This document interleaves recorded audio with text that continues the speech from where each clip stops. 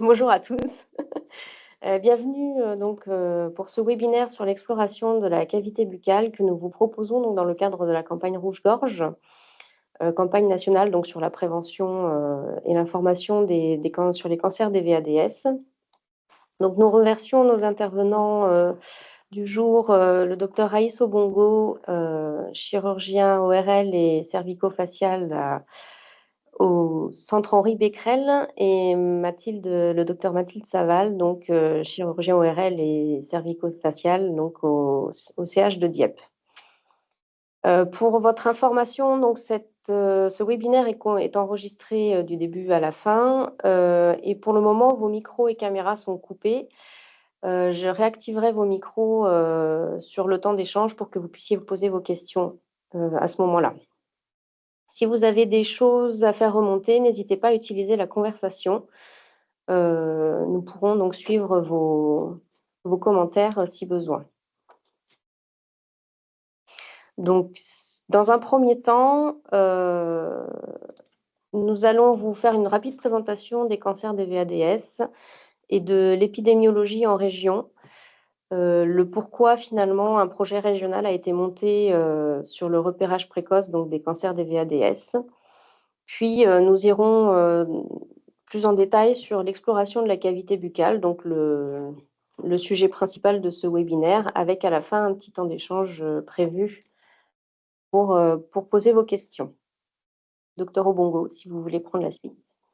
Bonjour à tous, merci pour votre participation. C'est vrai que c'est une semaine qui est intéressante parce que c'est une semaine où on doit parler des cancers des VADS qui sont peu connus. Donc là, on va faire un focus sur l'examen de la cavité buccale.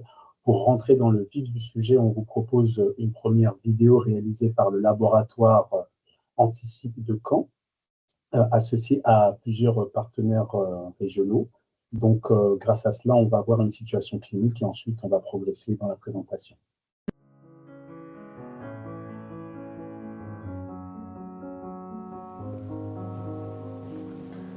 Monsieur Guichard? Oui. Bonjour Monsieur Guichard, qu'est-ce qui vous amène? J'ai un peu mal à la gorge et je me sens un peu gêné là. D'accord, je vais vous examiner. Est-ce que vous buvez? Pas grand-chose, une bouteille de vin par jour.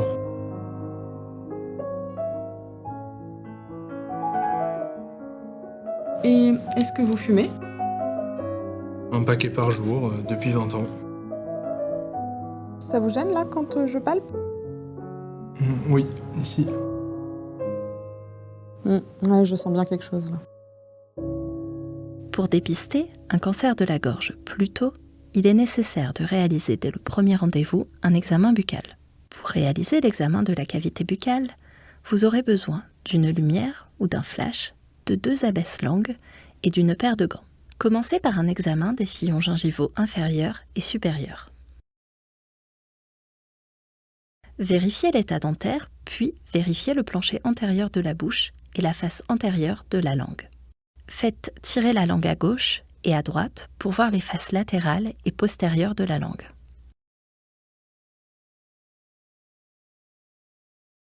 Vérifiez les amygdales et le voile du palais. Enfin, faites une double palpation, celle de la langue et du plancher buccal. Toute anomalie de la muqueuse de la cavité buccale doit orienter vers un examen spécialisé.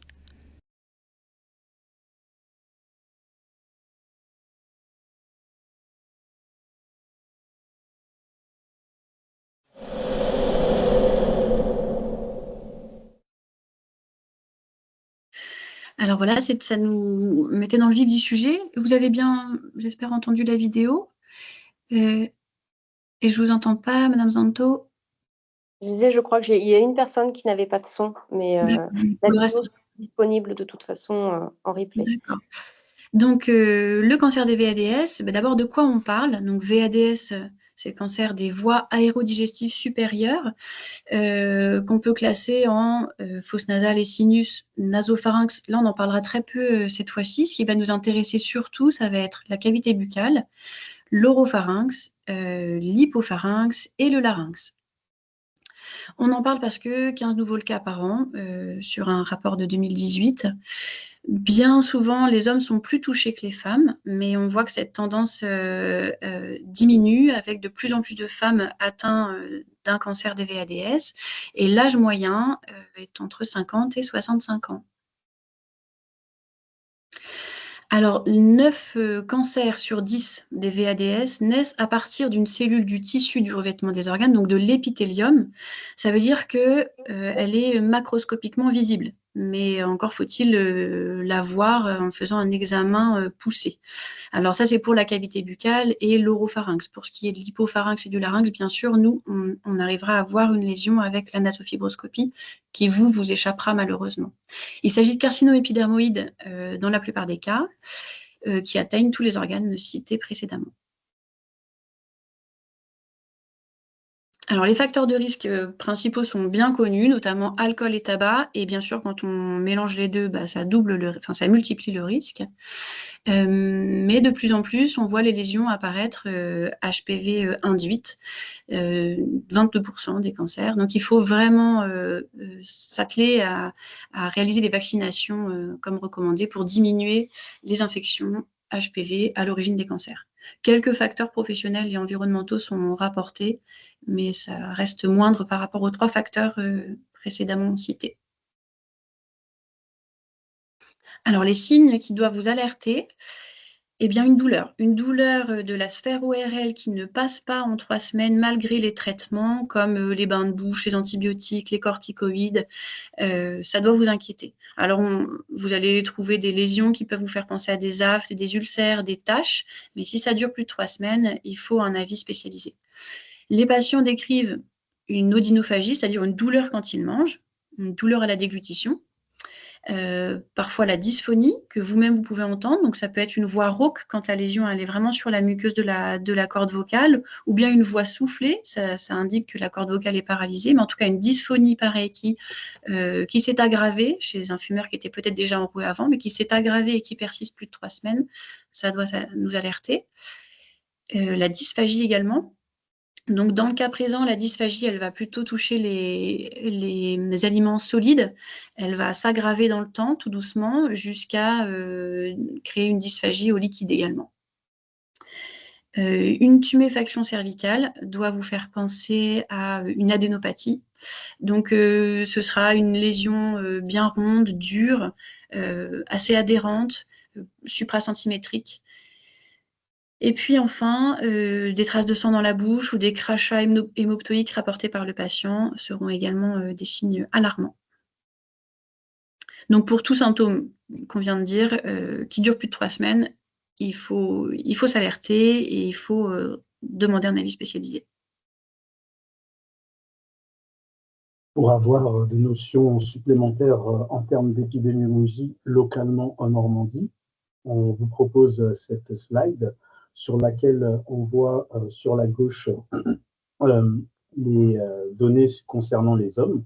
Plus précisément sur les localisations lèvres, bouche, pharynx, on voit qu'il y a une surincidence de 17% sur ces cancers et que finalement en Normandie, nous sommes la 3e région la plus touchée de France, après les Hauts-de-France et la Bretagne. Et c'est pareil en fait sur l'image juste en dessous. En termes de surmortalité, on est à 21% sur les cancers lèvres, bouche, pharynx et toujours en 3e position. Ce qui est important aussi à savoir, c'est que ces tumeurs-là, lorsqu'elles sont diagnostiquées, dans la majorité des cas, cela se fait à des stades tardifs, ça veut dire stade 3, 4, et ça représente à peu près 70% des cas. Ça, c'est des données qui proviennent d'une étude qui a été faite à partir des registres de plusieurs régions du nord de la France. Et toujours dans cette étude, il a aussi été montré que dans 93% des cas, il y avait des symptômes l'année avant le diagnostic. Ça veut dire que ces cancers-là, qui sont certes peu fréquents par rapport à d'autres types de cancers, on peut les mettre en évidence, on peut les diagnostiquer parce qu'ils vont présenter des symptômes. Donc, il ne faut pas prendre à la légère les symptômes, surtout lorsqu'ils durent plus de 3 semaines, comme l'a expliqué Dr Saval à la slide précédente. Donc là, on va passer en fait sur le projet régional que Camille Zanto va vous présenter. c'est pour essayer de remédier à ces problèmes de santé publique par rapport au cancer de VADS qu'il y a plusieurs mesures qui ont été réalisées.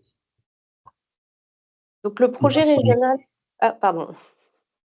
Le projet régional a été inscrit dans la feuille de route régionale de l'ARS, qui est la déclinaison de la stratégie décennale de l'INCa,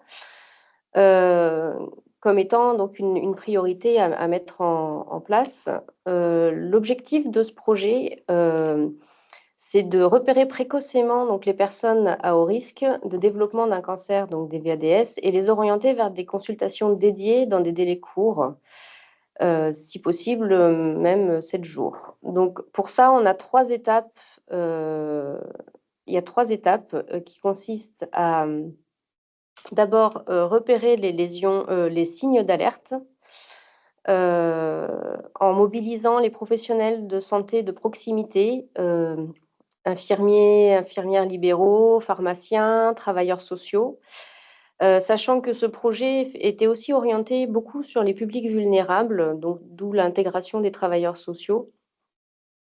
La deuxième étape consiste à sensibiliser les professionnels de santé de ville, qui font ouvrir la bouche aux patients notamment, sur le repérage des lésions suspectes. Donc c'est ce que nous faisons aujourd'hui. Pour que, une fois que des lésions suspectes sont repérées, on puisse orienter plus rapidement vers un diagnostic chez un spécialiste. Et donc là, la troisième étape consiste à mettre en place un adressage rapide, donc auprès d'un spécialiste, de façon à ce que des spécialistes qui ont signé une charte, donc on va mettre en place une charte, puissent garantir la prise en charge dans les 7 jours. Donc ça, c'est dans l'idée. Et derrière, suite au diagnostic, le patient sera pris en charge donc dans le parcours de soins classique, parcours de soins donc pour soigner ce cancer des VADS s'il est diagnostiqué. Donc voici l'objectif principal donc de ce projet régional.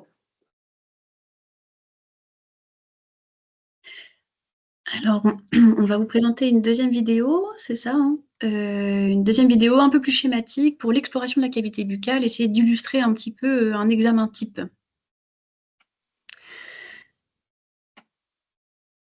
Alors voilà, on coupe le son comme ça, je vous donne des petites explications.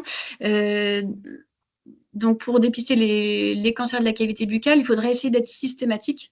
Donc le plus simple, c'est peut-être de la superficie jusqu'à la profondeur, en n'oubliant aucune zone. Le but, c'est de dépister plus et plus rapidement.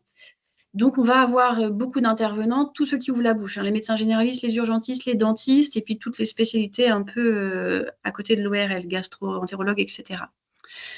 Alors, ça va un peu vite, mais il vous faut une bonne lumière, il vous faut des gants, 2 abaisse-langues et puis des compresses.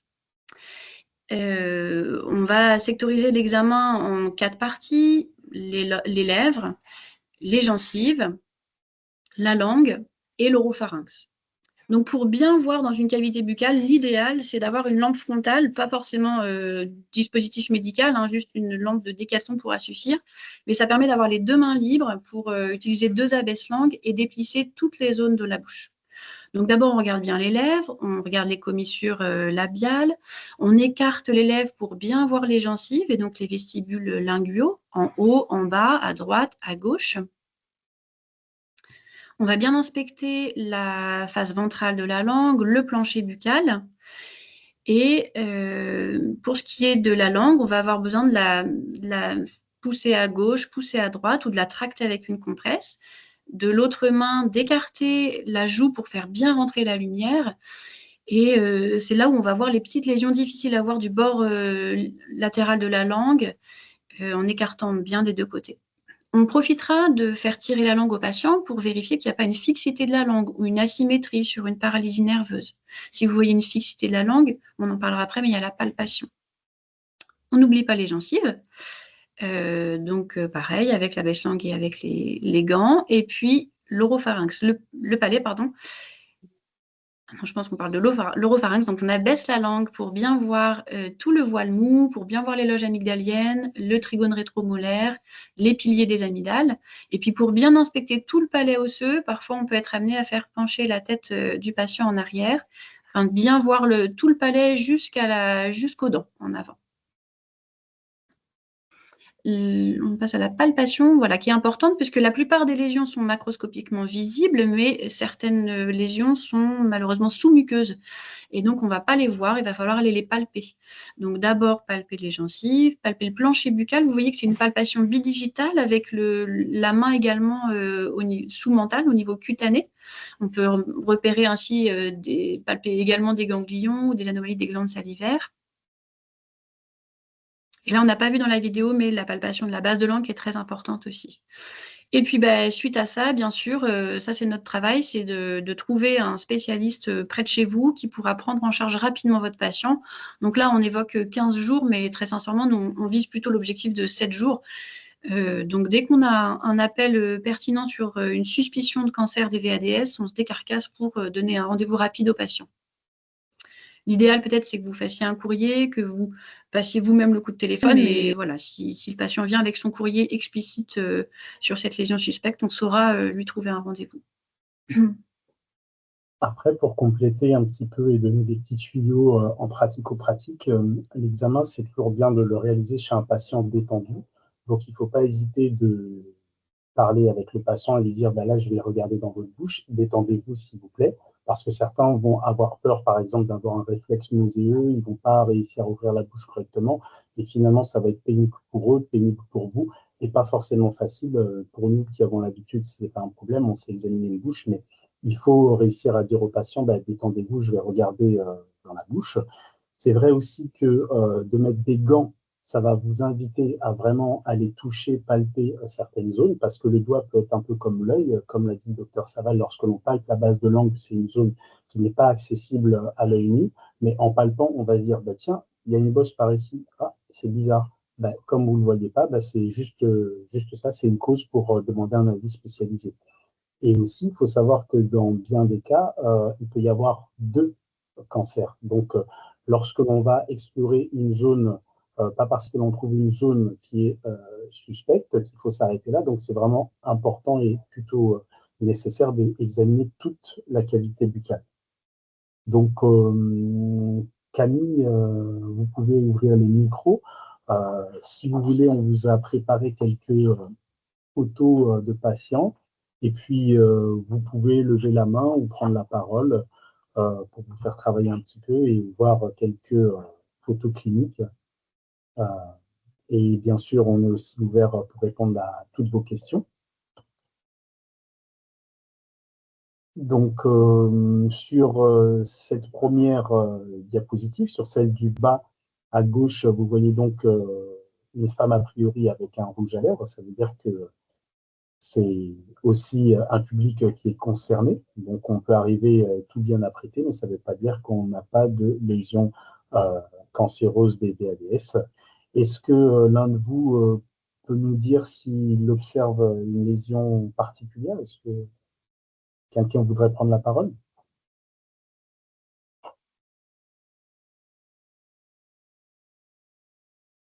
Alors, si vous êtes un peu timide, on va avancer. Et puis, si vous avez envie de préparer la réponse pour la photo en haut à droite, n'hésitez pas à démuter votre micro.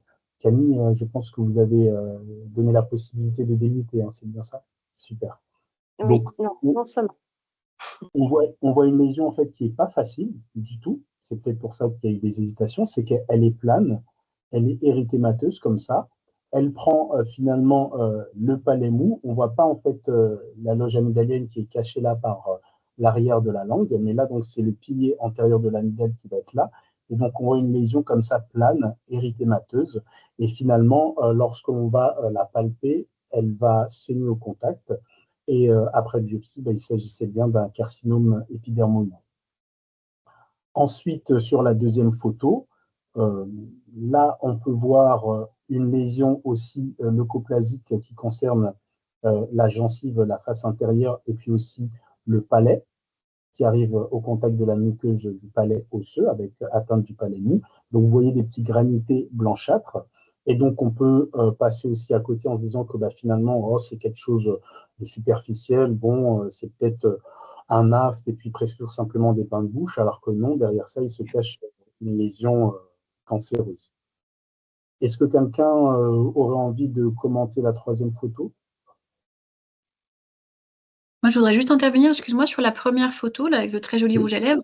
On voit bien que c'est grâce aux deux abaisse-langues, hein, en écartant et la langue et la joue, qu'on arrive à voir cette lésion. Je pense que cette lésion, si on dit juste à la dame d'ouvrir la bouche et qu'on lui met l'abaisse-langue sur la langue comme on fait pour vérifier une angine, je pense que cette lésion, on la voit à peine.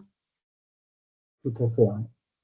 Et il y a un autre point aussi, c'est qu'on ne demande pas en fait aux collègues qui nous adressent des patients de connaître toute l'anatomie ORL, etc. Hein. Nous, ce qui intéresse, c'est de faire un dépistage avec une lésion suspecte, même si on ne connaît pas les détails de l'anatomie. Bien entendu, il faut nous adresser les patients et puis on fera le reste. Donc sur cette dernière image sur cette slide, donc c'est la langue qui est tournée vers le côté gauche. On voit bien la baisse-langue qui permet de voir le fond de la langue. Et donc tout ça, en fait, c'est une lésion bourgeonnante. Et on voit les traces de morsure, en fait, des dents au niveau du bord latéral de la langue. Donc ça veut dire que la lésion, elle a grossi. La personne ne s'est pas manifestée au fur et à mesure du temps, mais finalement, elle mord la langue et sûrement, ça va être difficile pour manger. Et ce type de lésion-là, lorsqu'on va palper la langue, on va avoir une infiltration qui peut même des fois aller jusqu'à la moitié de la langue et même qui peut traverser l'autre côté de la langue. Alors, l'autre slide. Alors là, on peut voir sur la première photo, je ne sais pas si quelqu'un veut participer ou si je vous détaille un petit peu. La lésion, elle est assez évidente sur ce monsieur qui ouvre la bouche. On voit en arrière de sa molaire supérieure gauche comme un petit bourgeon. Je ne sais pas si on voit ma souris, mais comme une lésion bourgeonnante, un peu ulcérée. Et cette lésion-là, dès qu'on va la toucher, ça va être friable, ça va saigner, ça va lui faire mal. Alors, quelque chose que j'ai oublié de dire dans l'examen clinique, il faut toujours faire retirer les prothèses dentaires aux patients. Alors déjà, le masque quand il rentre dans la salle d'attente pour bien voir le nez, la bouche, le cou. Et puis ensuite les prothèses dentaires, même si le patient n'a pas très envie parce qu'il a mis de la colle et que du coup, il va être moins présentable en sortant de chez vous. En tout cas, nous, en ORL, voilà, on ne peut pas faire autrement que de retirer les prothèses dentaires.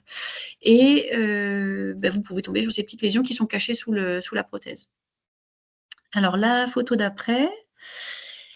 Alors, une lésion un petit peu plus subtile, vraiment du sillon glossopelvien, donc entre la langue et le plancher buccal. Alors, cette lésion-là, elle va vous inquiéter parce que ça fait un petit moment qu'elle dure, parce qu'elle est plus douloureuse. Et c'est la biopsie qui nous aidera à trancher, parce que c'est pas évident de voir le cancer, mais la biopsie nous répondra. En revanche, vous avez l'opposé, c'est la lésion évidente juste au-dessus.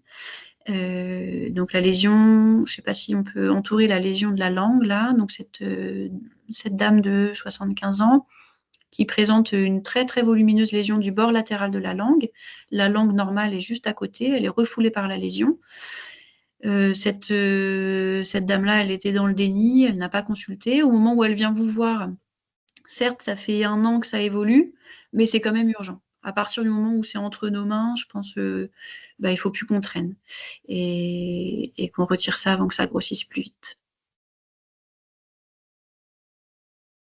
Sur ces deux diapositives, finalement, on retrouve une lésion au niveau du trigone rétromolaire, c'est en arrière de la dernière dent du bas.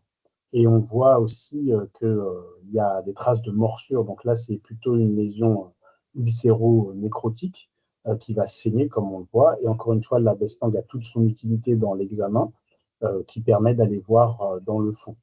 Et donc ça peut aussi se manifester cliniquement par des crachats hématoïques, comme on l'a vu tout à l'heure.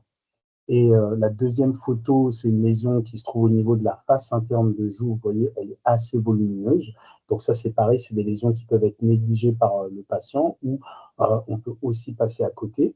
Et on voit que la personne a un appareil dentaire en haut qui a été retiré et qui permet de mieux examiner cette zone. Donc là, la lésion, elle est assez large et vous imaginez que pour que le traitement de ce type de lésion, lorsqu'il est chirurgical, il va être assez important parce qu'on va devoir retirer toute la partie de la joue et devoir reconstruire. Donc, si on avait dépisté cette lésion au début lorsqu'elle était toute petite et qu'elle pouvait ressembler à un aft, eh ben, la lésion n'aurait pas grossi comme cela. Alors d'autres, là une lésion évidente également là sur la. Alors est-ce qu'on est sur la. Je pense qu'on est sur la gencive inférieure à droite et que c'est tellement gros que ça remonte jusqu'au trigone rétromolaire. Donc ça c'est vraiment la lésion bourgeonnante typique. Voilà, quand on fait la biopsie, le tissu vient tout de suite et ça saigne.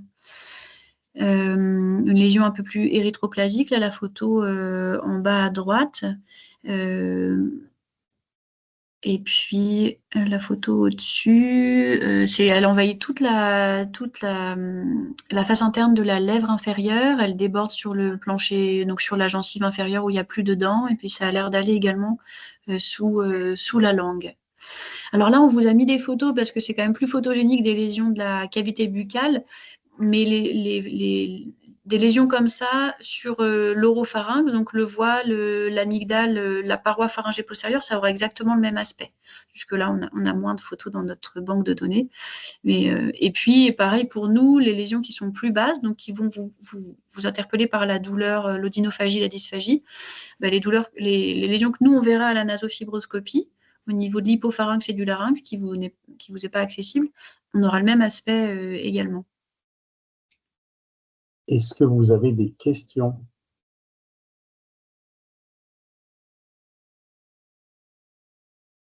On n'a pas trop parlé de la palpation cervicale, mais on peut faire de façon aussi systématique que la cavité buccale. Vous vous placez en arrière du patient et puis vraiment vous faites zone après zone en n'oubliant rien. Donc en arrière des angles mandibulaires, au niveau sous-mental, en avant des muscles sternocléido-mastoïdiens. Voilà, toute cette palpation, elle peut vraiment vous faire retrouver les petits ganglions suspects, qui seront beaucoup plus durs que des ganglions inflammatoires que vous avez l'habitude de palper.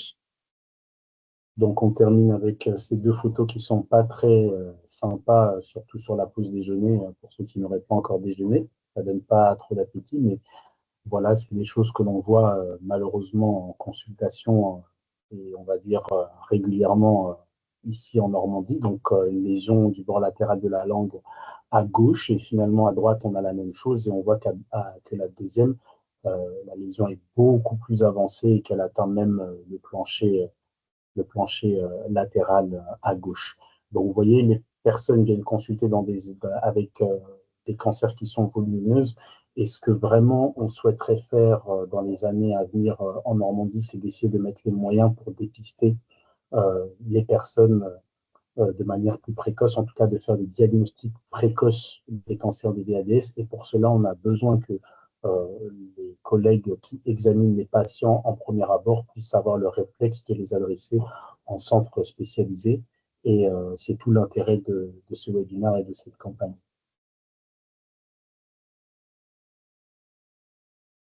Donc, merci d'avoir participé à ce webinaire. Merci de votre attention. Oui. Si personne n'a une question, ne pas hésiter. Sinon, on va couper la connexion et puis la vidéo sera accessible par un lien pour le regarder en replay.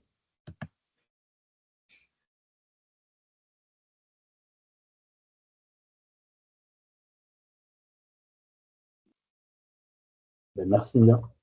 Très bien, merci à vous. Au Bonne revoir. fin de journée. Au revoir. Merci à tous. Bonne fin de journée.